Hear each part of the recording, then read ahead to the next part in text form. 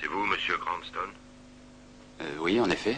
Bon, écoutez, j'ai fait contrôler l'aéroport et la gare comme vous me l'aviez demandé, et on n'a rien trouvé qui prouve qu'Eden Cartwell ait quitté la ville. Vous voulez que je poursuive mes recherches? Bon, je peux vérifier auprès des compagnies de taxis et des stations de bus. Ah oui, c'était une excellente idée. Continuez à chercher. Eh bien, quand Cruz va savoir ça...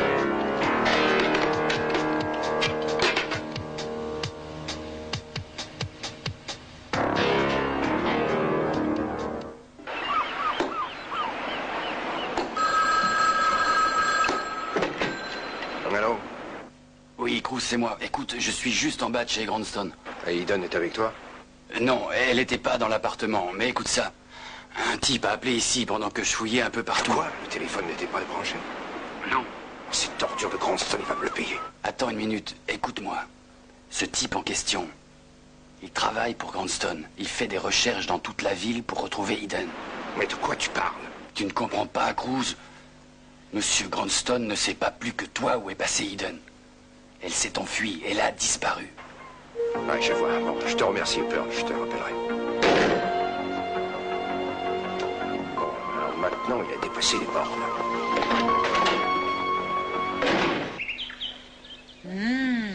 Dis donc, c'est pas mauvais, hein? Comment tu trouves ça? Délicieux. C'est sincère, j'ai jamais aussi bien mangé de ma vie. Oh. Maintenant, je voudrais connaître ton secret. Tu voudrais connaître le secret de ma mayonnaise? Non, dis-moi comment tu t'y prends pour arriver à la fois à t'occuper de Johnny, à préparer le déjeuner, à faire le ménage et tout ça. Je te l'ai dit, je te le répète, c'est une question d'organisation. Il faut faire les choses méthodiquement, une par une, et tout se passe très bien. Un point, c'est tout. Eh oui. Dis-moi, Brock, comment ça s'est passé avec le bébé? Oh, j'ai eu aucun problème avec lui. À vrai dire, je n'ai pas entendu de la journée. Je n'ai pas eu à m'en occuper. Je faisais le ménage. Lui, il jouait bien sagement dans son parc. Fais attention, Brock, parce que je vais finir par avoir un sérieux complexe d'infériorité si tu continues comme ça. Oh, ben non. Tu ne vas tout de même pas me dire que tu aimes faire le ménage. Eh bien, si.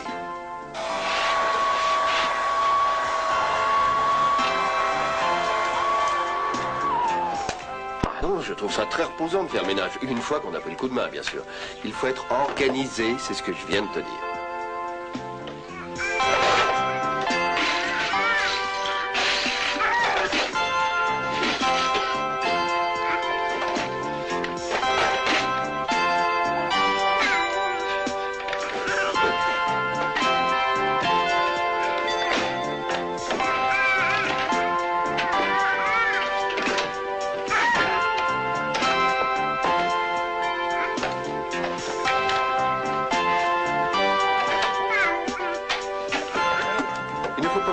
Pour y arriver, il faut suivre la théorie, une place pour chaque chose et chaque chose à sa place. Y a rien à dire. C'est incontestable, la maison n'a jamais été si propre lorsque j'étais de corvée. Alors promets-moi que tu ne te feras plus aucun souci pour Johnny et moi. Tu sais, je crois que tu devrais consacrer ta carrière à faire des ménages chez les uns, chez les autres. Si j'étais toi, j'écrirais même un bouquin pour donner des conseils. Non, je crois que tu vas un peu loin. Tu te ferais une fortune, tu sais. Non, allez, mange. Tiens, je vais te donner mon piment, moi j'aime pas beaucoup ça. Merci. Vous et Eden, vous allez vous marier? J'espère que c'est une plaisanterie. J'apprécie beaucoup la confiance que vous me portez. Je me mêle peut-être de ce qui ne me regarde pas, mais Eden aime Cruz. Mais peut-être qu'elle a changé d'avis. Ou alors elle a perdu la raison. Vous et Eden, vous ne vous connaissez que depuis quelques mois, et si ma mémoire est bonne, ça n'a pas été le coup de foudre au départ. Oui, c'est vrai, nous nous sommes un peu accrochés au début, mais apparemment les choses ont bien tourné. Croyez-moi, nous pensons tous les deux avoir fait le bon choix. Oui, mais je préfère garder mes commentaires pour ma sœur en espérant que ça la fera revenir à la raison. J'aurais préféré le savoir avant mon départ pour Paris. J'en aurais profité pour m'acheter une très belle robe. Nous n'avons pas le temps d'organiser un grand mariage, nous ferons juste une petite cérémonie. Oh, comme c'est dommage. Vous ne serez pas obligé de venir, Gina. Vous serez tous invités, bien sûr, mais nous ne vous en voudrons pas si vous déclinez notre invitation. Oui, j'espère au moins que vous aurez la délicatesse de ne rien nous annoncer tant que nous n'avons pas de nouvelles de Sophia. Évidemment. En ce qui me concerne, plus tôt nous serons mariés, mieux ce sera. Mais c'est Eden qui décidera de la date. C'est très délicat de votre part. Excusez-moi, il faut que j'y aille. Je transmettrai à Eden vos plus vives félicitations. Oui, on compte sur vous. Eh bien, qui l'aurait cru? Kirk et Eden. J'étais bien à milieu de me douter d'une chose pareille. Je comprends, oui, nous avons tous nos petits secrets, Gina. Mais ça... Tous plus sordides les uns que les autres. J'ai fait ce que vous m'avez demandé. Je vous ai tout avoué, toute la vérité. Ça n'est pas ma faute si vous n'avez pas écouté. Et si vous croyez que je vais le répéter, vous avez tort. J'ai été complètement idiote de vous raconter tout ça, d'ailleurs. Ça n'a aucune importance. J'en sais suffisamment pour vous faire du tort, Gina. Et c'est bien ce que j'ai l'intention de faire. Mais vous m'aviez promis, mais ça... J'ai menti. De plus, il est de mon devoir de rétablir l'ordre. Oh, mais je n'ai fait aucun mal. Personne n'a été blessé, que je sache, mais ça... Non, pas encore. Mais je ne peux pas avoir la conscience tranquille, sachant que Brandon est élevé par une droguée. Oh, qu'est-ce que vous avez dit? Et pourquoi ne pas dire les choses telles qu'elles sont? Vous avez admis vous-même que vous étiez une intoxiquée, ce qui est vrai. Mais ça, ne vous dites n'importe quoi. Si vous aviez écouté ce que j'ai dit, les aveux que je vous ai faits, vous n'oseriez pas me traiter aussi méchamment. Non, non, vous ne le pourriez pas. Oui. Bon, mais je vais aller lire le journal un moment, à moins que je fasse une partie de billard. Ah, je sais, c'est parce que vous croyez que je reprends des comprimés. C'est ça, mais ça... Est-ce que j'ai tort de le croire? C'est non ça. Ah, alors vous pensez vraiment que j'ai replongé là-dedans? Oh, Mason. Ah, en fait, Mason, vous avez raté la partie la plus importante, dans laquelle j'expliquais comment j'ai fini par arrêter de prendre ces comprimés. Gina, cette prescription date d'il y a moins de 3 semaines. Vérifiez vous-même. Regardez, c'est écrit noir sur blanc. Voici la preuve qu'il me fallait. Donnez-moi ça. Non, Gina. Je vous ai demandé de rester en dehors de ma vie privée. Vous ne m'avez pas écouté. Alors, c'est à mon tour. Et ça m'étonnerait qu'avec ça, on vous laisse encore vous occuper de Brandon. Vous n'avez pas le droit, Mason. Donnez-moi ces comprimés. Donnez-les-moi. Gina. Voilà ce que j'en fais de votre preuve. Ça n'a aucune importance, Gina. La pharmacie a forcément gardé un double de l'ordonnance. Et d'ailleurs, le plus important, c'est ça. Pas finir ton déjeuner? Non, si je mange tout ça, je pourrais plus me relever. Tu seras obligé de m'emmener sur une brouette. Oh, Amy, j'espère que tu as gardé un petit peu de place pour le dessert. Parce qu'en plus, il y a un dessert. Mais bien sûr. Comment as-tu trouvé le temps de le faire? Je sais, c'est vrai, tout est une question d'organisation. Je vois que tu commences à comprendre. Préparer le déjeuner fait partie des tâches ménagères, il me semble, non?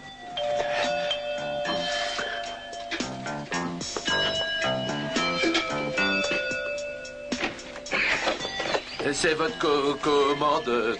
Oui, oui, entrez. Suivez-moi. Tout ce que ça demande, c'est un peu d'organisation, beaucoup de sang-froid, un peu de talent et énormément d'imagination.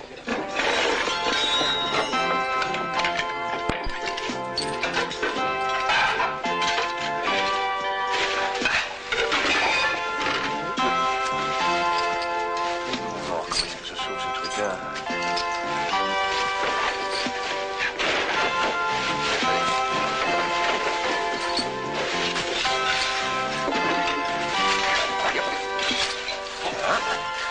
Dépêchons-nous, dépêchons-nous, la voilà.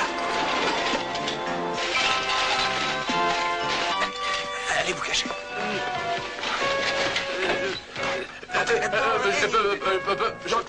Sortez. Par là, allez, allez, allez.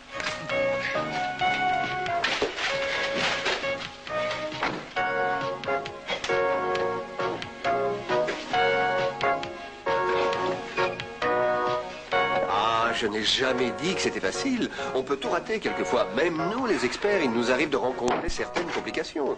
Mais il y a toujours une solution logique.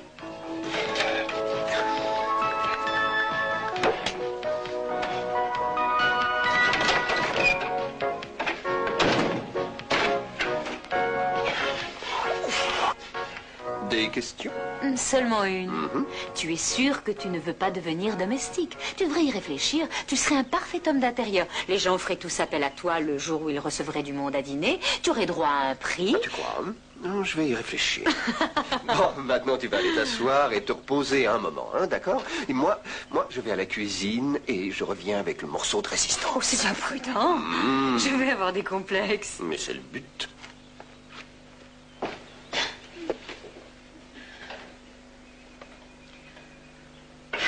Chérie, tu sais où est mon pull à verre bleu? Ah non, je sais pas. Regarde dans le placard. Oui.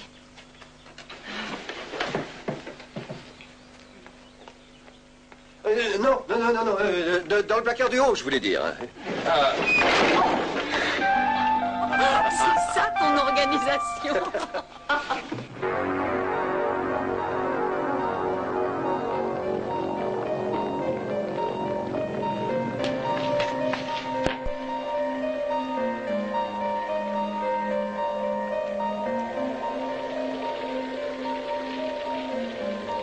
À quoi tu penses? J'évoquais des souvenirs. Dis-moi lesquels. J'aimerais partager ces souvenirs avec toi.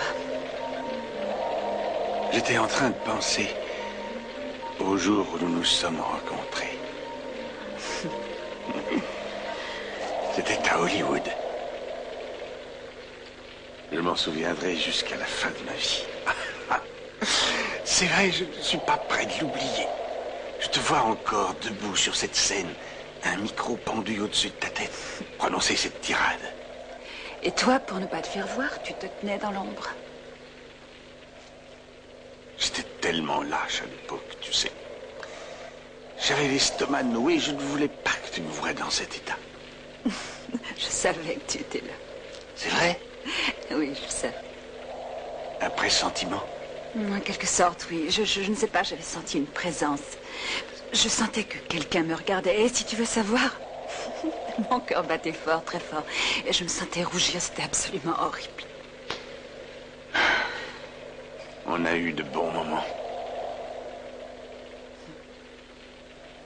Dont on a su profiter. Je sens l'odeur de la mer. Souviens-toi de cette longue promenade sur la plage.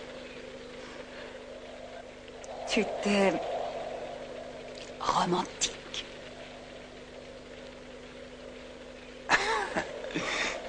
Je ne pouvais pas m'en empêcher. J'étais sous le coup de la séduction, à vrai dire. J'avais les yeux pétillants et je sentais mon cœur vibrer tellement fort.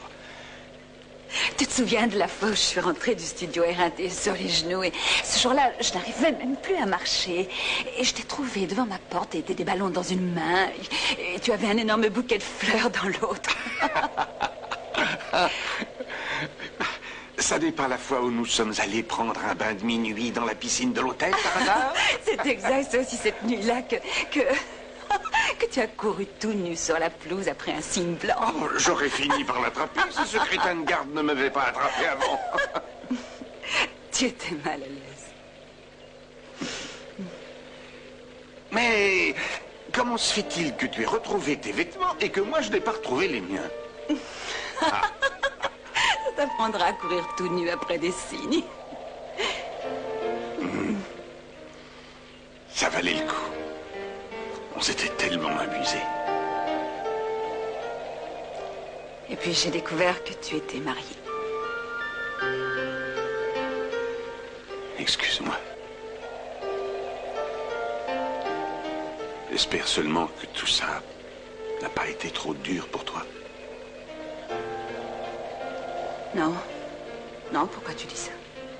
On a connu de mauvais moments ensuite. Tu te sous-estimes, tu sais. Pourquoi ça?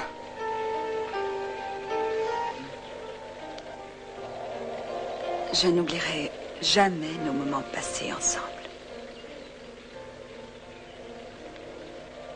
Ça me fait plaisir de l'entendre. On était bien ensemble.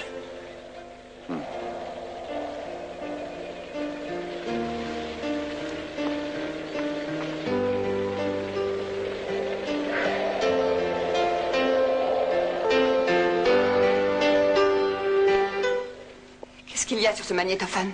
Vous ne devinez pas, Gina? Ce sont vos aveux. C'est toute votre histoire du début jusqu'à la fin. Vous l'avez enregistré? Oui, j'ai bien fait, sinon je ne l'aurais jamais entendu. Je ne vous avais pas autorisé à le Vous faire. ne l'aviez pas défendu non plus. Mais c'est injuste, vous n'aviez pas le droit. Il ne fallait pas jouer à ce petit jeu avec moi. Si vous vouliez que je sois juste envers vous, il ne fallait pas me mettre des bâtons dans les roues et essayer de me séparer de Marie. Je vous déteste. Je comprends. Je me ferais un véritable plaisir de vous dénoncer. J'ai hâte d'entendre votre histoire dans ses moindres détails. Vous ne l'avez pas encore écouté? Non, non, pas encore. Je n'ai vraiment pas pu, mais je sais l'essentiel. C'est une vieille histoire. Tout a commencé à cause d'un ou deux comprimés que vous avez avalés un jour pour vous calmer les nerfs, sans doute. Puis d'un autre que vous avez pris pour vous aider à vous endormir, et ainsi de suite. Un comprimé appelait un autre comprimé. C'est alors que j'ai débranché la prise de courant. J'ai sauté par la fenêtre lorsque j'ai entendu Marie entrer. Je me suis arrangée pour qu'elle aperçoive la robe et la perruque. Et ensuite, j'ai filé. Alors, Gina? Dois-je présumer par votre silence que c'est de la façon dont je viens de le décrire que vous avez de nouveau rechuté?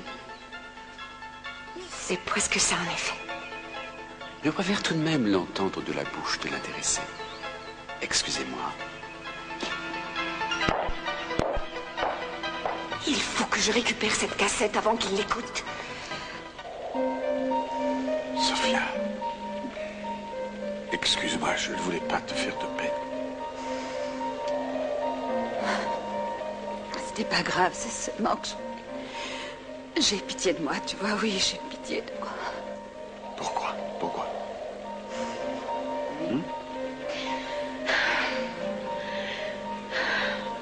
Ça fait tellement de temps que personne ne me porte plus aucune affection. Si tu savais, comme c'est dur, quelquefois, oui, de se sentir rejeté par sa propre famille. J'aurais aimé pouvoir t'aider, tu sais. Merci, le fait de savoir que tu es de mon côté, c'est déjà beaucoup. Tant mieux. Je serai toujours là.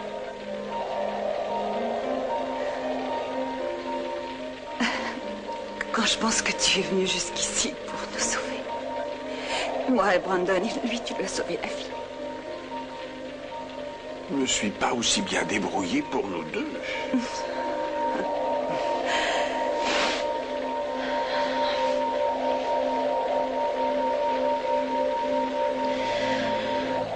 Oh, je suis fatiguée. Tellement fatiguée.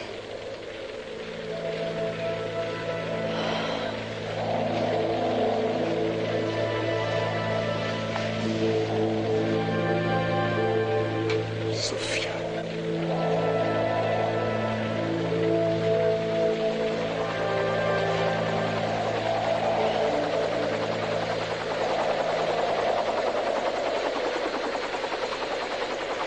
Est-ce que vous voyez quelque chose? Non, c'est trop difficile, il y a trop de fumée. Vous pouvez descendre un peu plus? Non, impossible. Le canyon est beaucoup trop étroit. Mais s'ils sont en bas, il faut y aller. Non, non, on ne peut pas. Il faut rentrer. On n'a presque plus d'essence.